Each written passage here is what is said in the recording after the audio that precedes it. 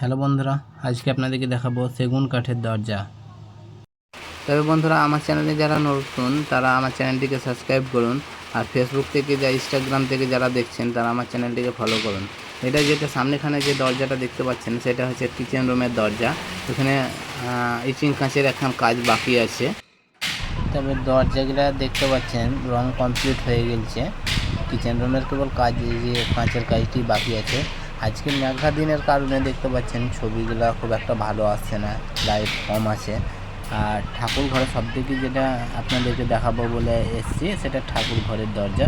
ঠাকুর ঘরের দরজাটা কাজ, তবে ঠাকুর ঘরের দরজায় যে কাঁচ লাগানো হচ্ছে দেখতে পাচ্ছেন, সেই কাঁচটা অনেক দিন পর এসছে, আমাদের অর্ডার দেওয়া ছিল, তা মানে এই কালকে এসছে। আর এদিকে দিন দেখতে পাচ্ছেন যে ঠাকুর ঘরের যে সিংহাসনটাও কমপ্লিট। হ্যাঁ, কাজটা অল কমপ্লিট হয়ে গেলে আমরা আপনাদের কাজটাকে পুরোটা দেখাবো। তবে বন্ধুরা, আবারও দেখানো হচ্ছে এটা কিচেন রুমের দরজা, এটা বেডরুমের দরজা। বেলকনিতে দেখতে পাচ্ছেন, এটা বেলকনিতে পুরো কাঁচের কাজ করা হয়েছে।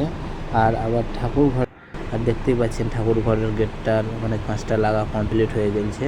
তা আমাদের ঠাকুর ঘরটা কেমন লাগছে সেটা আপনারা কমেন্ট করে জানাবেন। আর এই ধরনের যদি সেগুন কাঠের ফ্রেম করে সেগুন কাঠের কাজ এভাবে পুরোটা করেন তো আপনারা এই নাম্বার, স্ক্রিনে দেওয়া যে নাম্বারটি আছে সেই নাম্বারটি যোগাযোগ করবেন। গেটটি পুরোটা দেখুন, পুরো কাজটাই ভালোভাবে দেখুন। আর অল কমপ্লিট, ঘরের কাজটা পুরোটাই কমপ্লিট, আর কাজ বাকি নাই কিছুই, দেখতে পাচ্ছেন। হ্যাঁ।